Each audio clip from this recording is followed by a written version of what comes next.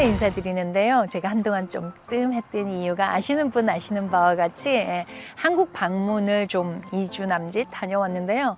약간 아직도 시차 적응 못하고 있습니다. 그리고 지난 11월 2일에요.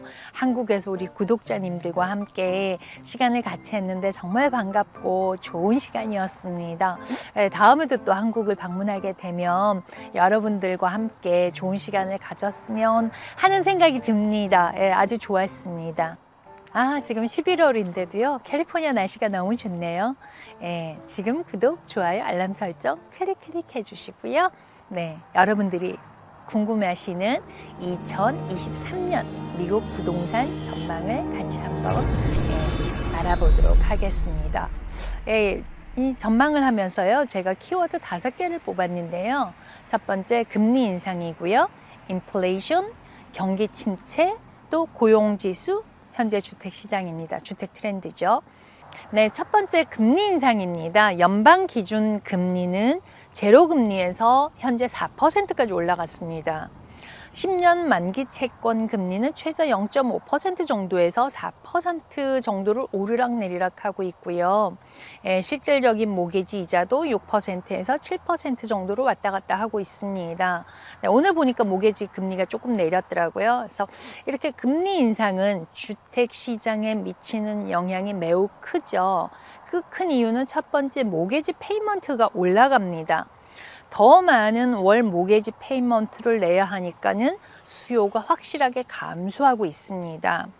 같은 모게지 페이먼트로요, 주택 가격이 더 내려간다라는 거죠. 예를 한번 들어볼까요? 네, 모게지 이자가 3.5%였을 때와 6.5%를 한번 비교를 해보는데요. 3.5%에서는 135만 달러의 주택을 구입할 수가 있었다면 6.5%에서는 1밀리언, 100만 달러의 주택을 구입할 수 있다는 거죠. 이렇게 35만 불의 주택 가격의 차이가 나는 거예요. 따라서 바이어들의 주택 구매 가격이 구매하는 가격이 내려갈 수밖에 없다라는 거죠. 부동산 시장의 주택 거래 가격도 내림세가 되고 있습니다. 현재 진행형이죠. 그래서 차트를 참조를 하시면 더 빠르게 이해를 하실 텐데요. 네, 한번 보시기 바랍니다. 네, 이자가 올라가며 금리가 인상하기에 따라서 또 수요가 감소되고 있습니다. 실질적으로 퍼스트 홈 바이어가 줄어들고 있는데요. 이렇게 그림에서 보시는 바와 같이 첫 구매자 비율이 37.2%에서 33.7%로 하락한 걸 보실 수 있어요. 수요의 감소가 나타나는 중요한 것의 하나로 바이어의 또 투자 심리가 위축되었다는 것도 하나의 이유가 될 것입니다. 금리 인상에 따라서 나타나는 현상이겠죠. 맞물려서.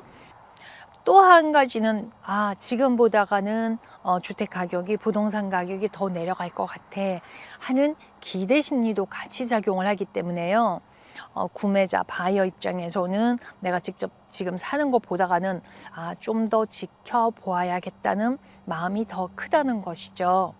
아마 대부분 그러시지 않을까 싶습니다. 내년에 더 내려간다는데 이런 얘기를 들으시고, 그러니까요. 네, 그럼 수요가 감소가 됐는데요. 공급 측면에서 한번 바라보겠습니다. 주택 매매가 되는 기간이 길어지고 있습니다. 가격이 내려갈 때 주로 나타나는 현상이죠. 그래서 카운티별로 살펴보자면 LA 카운티는 2022년 4월에는 팔리는 기간이 18일 정도 걸렸어요. 근데 10월에는 42일로 130%가 더 길어졌고요. 오렌지 카운티 같은 경우에는 13일에서 40일로 역시 17일이나 더 길어졌다는 겁니다. 또 요즘 재택근무로 뜨는 도시 쪽이 리버사이드 카운티인데요. 재택근무 영향으로 인해서 높은 가격 상승세를 나타냈던 곳인데 19일에서 48일로 29일이 더 길어졌습니다. 이렇게 판매되는 기간이 길어지게 되면 가격은 거의 다 내려가는 확률이 훨씬 더 많아진다라는 거죠. 금리 인상에 따라 모게지 페이먼트가 상승이 되고 첫 구매자가 감소가 되고요. 투자 심리가 위축이 되고 늘어나는 매매 기간으로 인해서 주택 매매 가격은 하락을 하고 있습니다. 네, 계속 그렇게 되는 요인들이 되고 있는 거죠. 두 번째 키워드 인플레이션입니다. 그동안 정말 쭉 2%대의 물가 상승을 지속을 해오다가 갑자기 40년 만에 정말 높은 인플레이션이 발생을 했죠. 이 무서운 인플레이션을 잡으려고요, 연준에서는 엄청난 금리 인상을 하고 있습니다. 네, 빅 스텝, 자이언 스텝, 정말 뚜벅뚜벅 하고 있는 것 같아요. 겁날 정도로. 네, 인플레이션이 굉장히 심각하다고 생각이 된 바와 같이 정부에서는 인플레이션 감축 법안까지 내놓게 되었으니까요. 다행인 것은 11월에 발표된 물가지수가 7.7%로 8%는 탈출을 한 듯합니다. 인플레이션의 원인은 여러 가지가 있지만 그 중에서 최근에는 우크라이나 전쟁이 가장 큰 영향을 미친다라고 합니다. 인플레이션이 잡히면 금리가 안정이 될 수 있을 겁니다. 11월 10일 그 발표에서 7%로 인플레이션 레이트가 내려오니까 바로 10년 만기 채권도 4%에서 3%대로 떨어지는 걸 보실 수 있고요. 더 간단하게 정리를 해보자면 앞으로 집값이 어떻게 될지라는 생각을 하시잖아요. 그러면 우크라이나 전쟁 상황과 또 연계를 해서 지켜보시면 도움이 되지 않을까 하는 생각을 합니다. 네, 세 번째 키워드 경기 침체입니다. 이것은 경제 상황이 나빠진다는 이야기가 되겠죠. 경제 지표에 여기저기에서 시그널이 나오고 있고 또 이미 그렇다고 하기도 합니다. 페니메에서는 내년에 완만한 경기 침체가 될 것이라고 예측을 했고요. 경기가 침체가 되면 이제 걱정을 하는 게 채무 불이행이라든지 사업의 실패, 도산 등 금융 리스크가 커질 수 있기 때문입니다. 이런 재정적 위험에 노출을 가능한 줄이기 위해서는 긴축 재정을 개인적으로든 가정적으로 해야 될 것으로 생각을 하는데요. 당연히 이 경기 침체도 부동산 가격의 하락을 가져오게 될 것이죠. 그래서 이 경기 침체도 연착륙이냐 경착륙이냐에 따라서 또 이런 부동산 가격에 얼마나 영향을 미치고 언제 회복세로 될 건지를 가늠할 수 있을 겁니다. 네 번째 키워드는 고용지수입니다. 저는 가장 중요하게 보는 겁니다. 미 전체의 실업률은 현재 3.7%입니다. 지난번은 3.5%였는데요. 그래서 좀 더 자세하게 캘리포니아를 봤더니 4.1%입니다.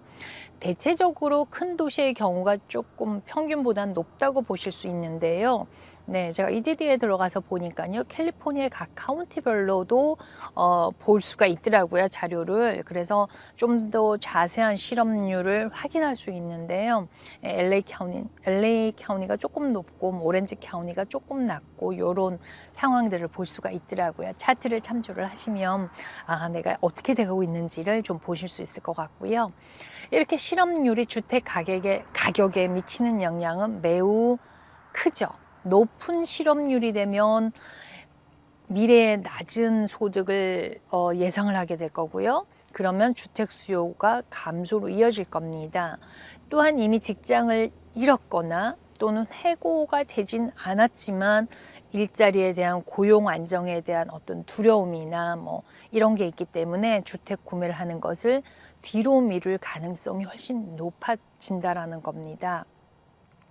그리고 렌트 시장도 보면은 임대료 하락이 발생을 하고 있습니다. 높은 실업률로 인해서 지속적으로 저축을 하지 않는 사람들에게는 굉장히 큰 타격을 가질 수 있겠죠. 그래서 타격을 입는다라는 거겠죠. 그러면 일반적으로 이런 사람들은 임차인일 확률이 훨씬 더 크다라고 합니다. 이런 데이터에 의하면. 그래서 이분들이 렌트비를 내지 않으면 또 임대를 놓는 렌노드 쪽에서는 이제 맞물려서 가겠죠. 그래서 높은 실업률은 주택시장뿐만 아니라 임대시장에도 영향을 미치게 될 것입니다. 집주인은 세입자와 임대 수입을 모두 잃게 되고요. 이렇게 되면 도미노 현상이 발생을 할 수도 있습니다. 그러나 일부 전문가들은 그럴 가능성은 낮다라고 얘기를 합니다. 다만 임대료가 내려갈 가능성은 있다고 보는데요. 제 개인적인 의견을 덧붙이자면요. 실업률이 주택 가격에 매우 큰 영향을 줄 것이라고 생각을 하는데요.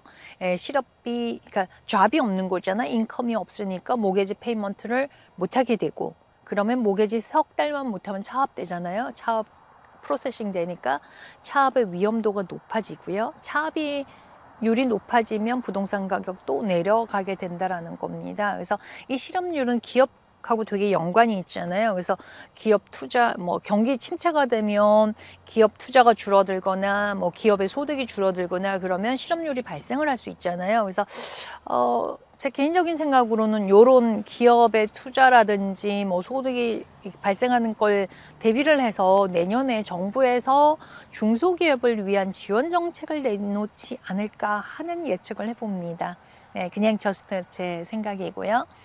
네, 5번째 키워드 주택시장, 주택시장 트렌드인데요. CMLS 데이터에서 발췌한 데이터를 통해서 한번 살펴보겠습니다. 저희가 매일같이 보는 그 MLS 데이터인데요. LA 카운티 최근에 최고 평균 매매 가격이 130만 9,046불이었습니다. 달러였는데 11월 현재 평균 매매 가격은 118만 4,125달러로요. 9.5%가 하락을 했습니다. 네, 내려가고 있죠. 만약에 코로나 이전으로 2020년 2월로 돌아가 볼까요? 그때 평균 매매 가격은 89만 226불이었습니다. 약 24.8%가 하락을 한다면 코로나 사태 이전의 가격이 된다라는 것입니다. 이 말씀을 드리는지 한번 생각을 해보시면 좋을 것 같고요. 그러면 오렌지 카운티는요, 최고 평균 매매 가격이 지난 4월에 139만 7,241불이었습니다. 11월 현재는요, 111만 9,156달러로 20만 1,985달러가 하락을 했어요. 약 14.4%가 하락을 했는데요. 역시 코로나 이전 20년 2월로 돌아가서 보면은 94만 2,053달러였어요. 평균 매매 가격이요. 그때로 돌아간다면 몇 퍼센트가 하락을 해야 하는 걸까요? 약 21% 정도 되는 듯 합니다. 지역에 따라서요, 집의 상태에 따라서 또는 가격 내림세가 뭐 한 5%에서 15% 차이로 지금 나타나고 있습니다. 주택 가격이 하락하는 것은 이제 기정사실이 되었습니다. 요즘 뭐 딜하다 보면 거의 다 리스팅 가격보다 낮게 오퍼를 하는 경우가 많죠. 그러면 이제 가장 중요한 게 그걸 거예요. 너도 알고 나도 알고 집값은 내려가요. 그러면 집값이 도대체 얼마나 내려갈까? 대부분의 분석가들은 2008년 서브프라임 모게지 이후의 집값 폭락처럼 되지는 않을 것으로 예상합니다. 그것도 아마 뭐 다 알지 않을까라는 생각을 합니다. 그러면 투자 관리 회사인 모건 스탠리에서는요, 주택 가격이 최고점 대비 한 7% 하락할 것으로 예상을 합니다. 2023년 12월까지요.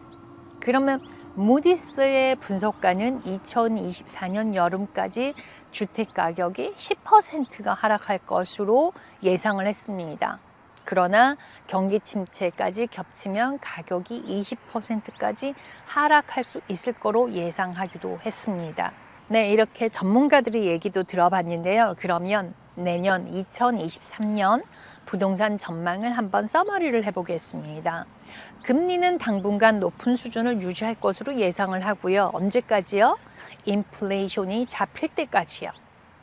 두 번째, 인플레이션 물가 지수는 쉽게 빠른 속도로 내려가기는 어려울 것 같습니다. 네, 아마 우크라이나 전쟁이 끝나면 인플레이션이 좀 잡히지 않을까라는 생각을 하고요.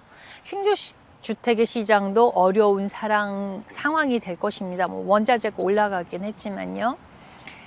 요즘 왜 분양 안 돼서 고민하는 빌더들도 좀 있더라고요.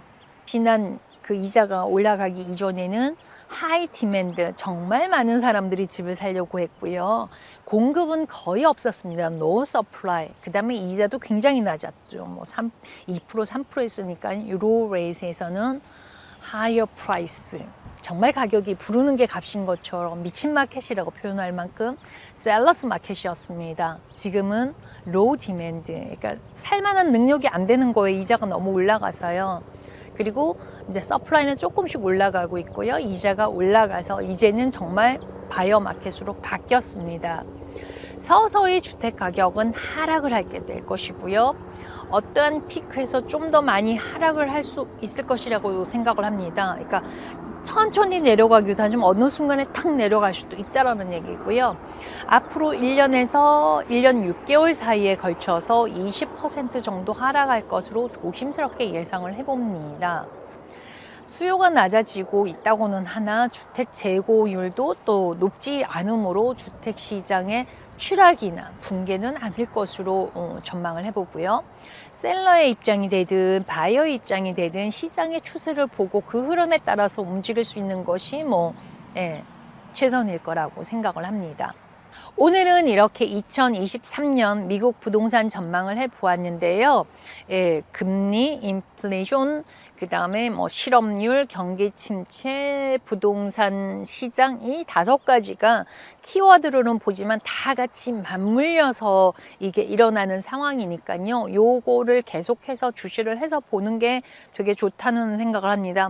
거의 대부분 그러실 거예요. 지켜보는 입장이시고 어떻게 해야 할지 예산을 예측을 하고 예산을 잡아야 할 텐데요. 앞으로도 제가 요걸 방송을 하고 난 후에 또 계속해서 그의 변화가 있을 때마다 유튜브로 여러분들과 또 얘기를 나누도록 하겠습니다. 오늘은 여기까지입니다. 감사합니다.